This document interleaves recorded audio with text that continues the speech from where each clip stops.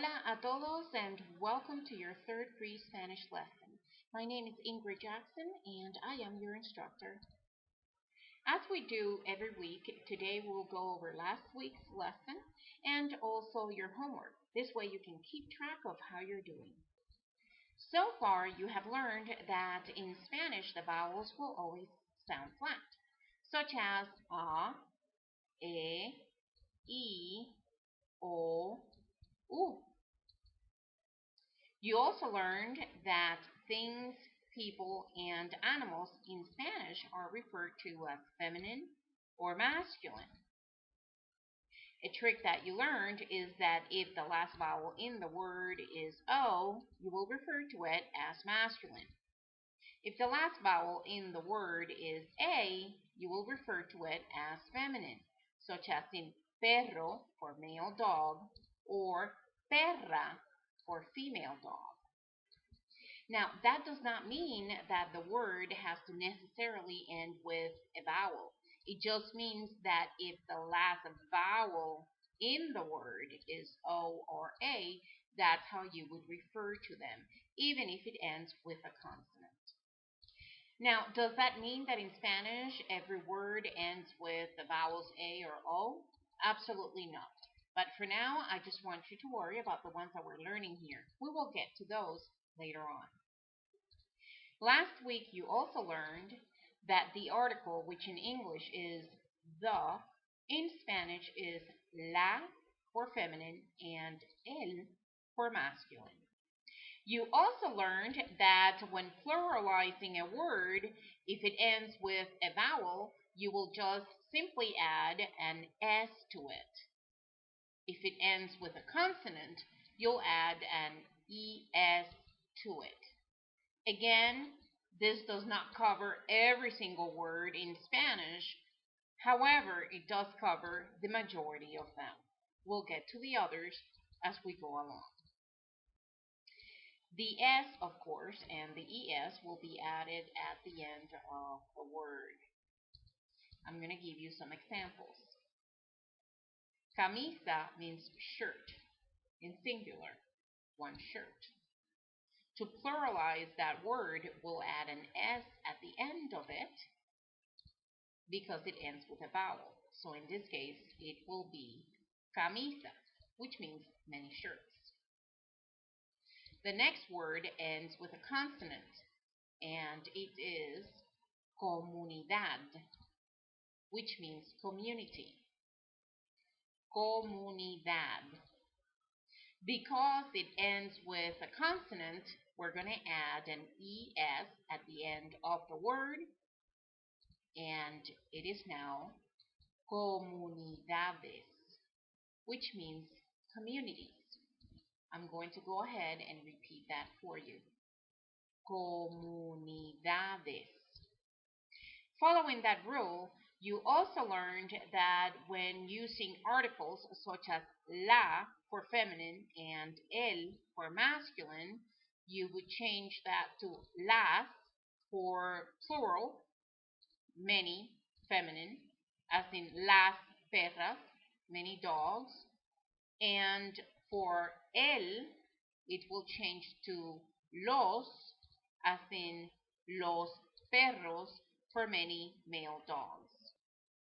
I personally know that learning a new language can be overwhelming. It is a whole lot to remember, but with practice, you will be speaking Spanish in no time at all. Last week, I gave you 10 words. You were supposed to find the meaning of each of those words. You were also supposed to tell if which word is referred to as feminine or masculine, and you were also supposed to pluralize each word. Right now, we're going to go over all those words so you can make any corrections if necessary. Word number 1, tenedor. Tenedor means fork. Because the last vowel in tenedor is an O, we're going to refer to it as masculine. Because the word ends with a consonant, we're going to add an ES at the end of it to pluralize it. So now it becomes forks. So in Spanish, it will be tenedores. Word number 2, beso. Beso means kiss. Because the last vowel in beso is an O, it is a masculine word. And to pluralize beso, because it ends with a vowel and not a consonant, we're just going to add an S to it. So now it becomes besos. Word number 3, alfombra. Alfombra means carpet. Because alfombra ends with an A, or the last vowel in alfombra is an A, it is feminine. And because this word ends with a vowel, we just add an S to it, and now it becomes alfombras, many carpets. Word number 4, nariz. Nariz is nose. Because nariz ends with a consonant, we're going to add an ES to it, and now it's going to be narices.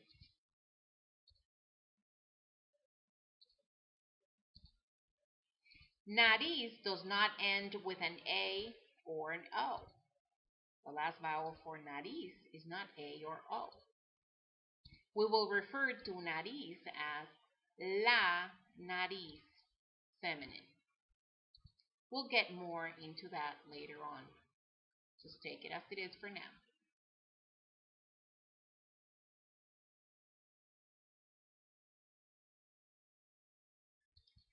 Word number 5, colchón. Colchón means mattress.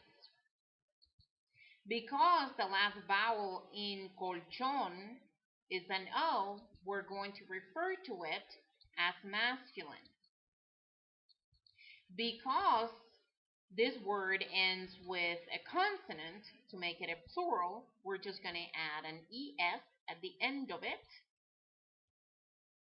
And now it becomes colchones. Word number 6, escritor. Escritor means writer, someone that writes, or a desk. Escritor ends with an O. Because it ends with an O, we will refer to it as masculine. And because the word ends with a consonant, we're going to add an ES to it. And now we have escritores. However, if we're talking about feminine, you can say escritora.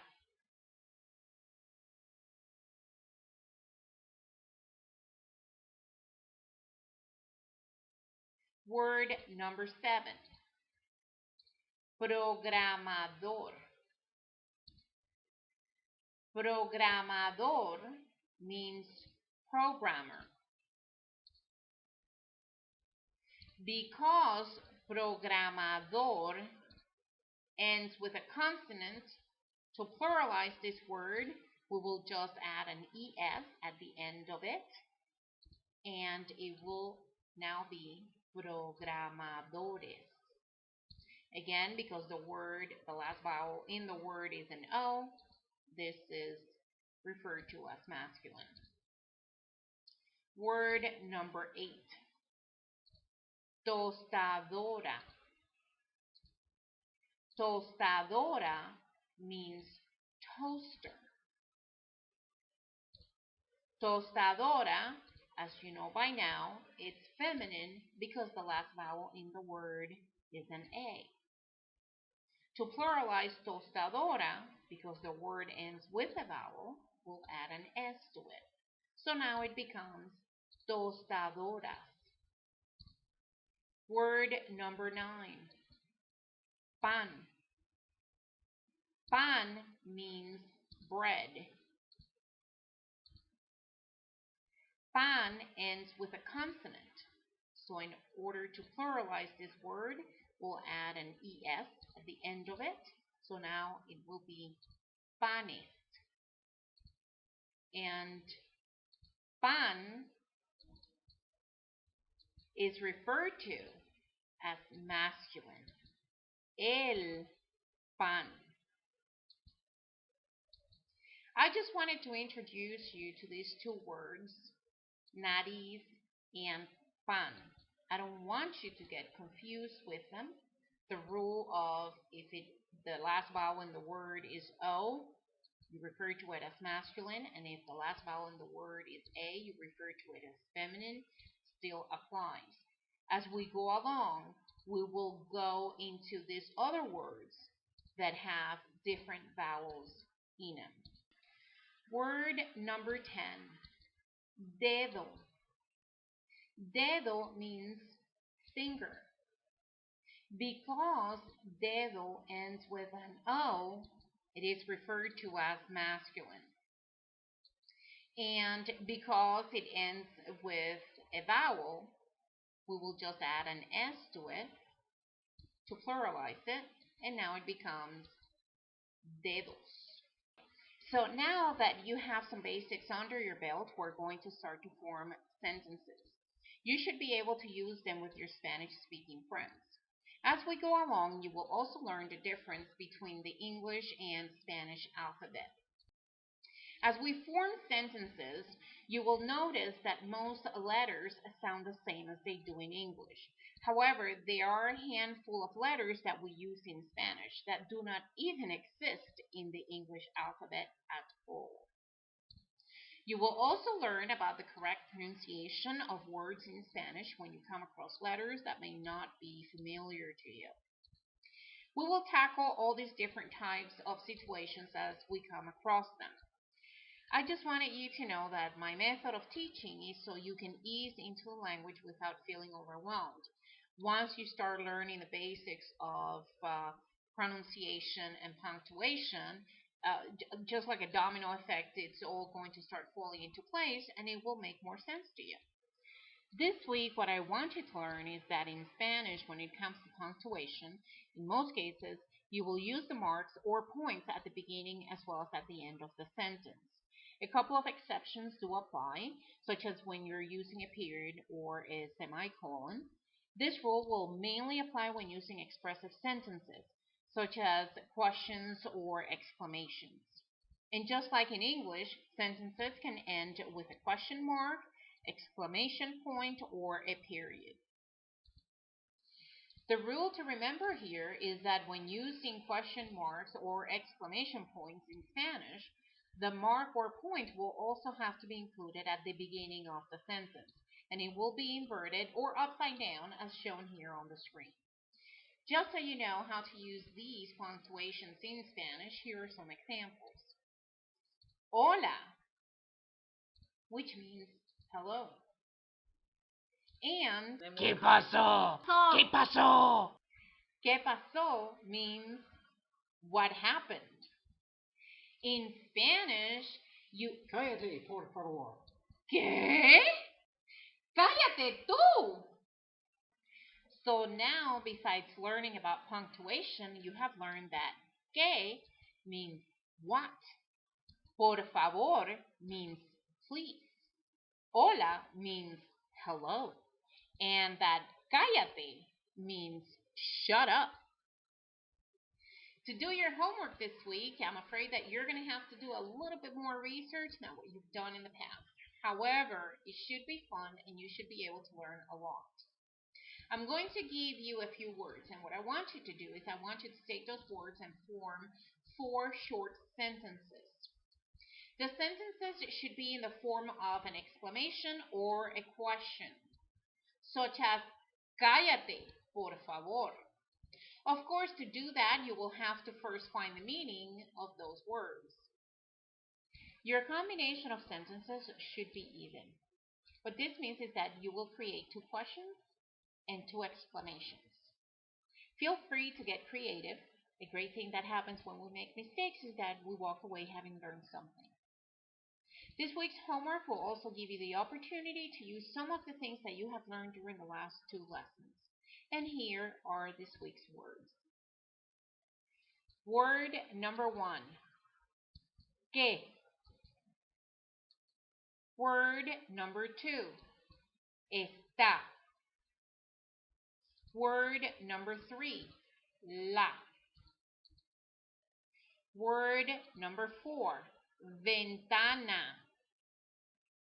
Word number 5. Llamó. Word number 6. Él. Word number 7. Dormido. Word number 8. Hora. Word number 9. Abierta. Word number 10. Perro. Word number 11. Es. Well, guys, this is it. I wish you lots of buena suerte. Until next week, I will miss you. Take care. See you then. Mwah.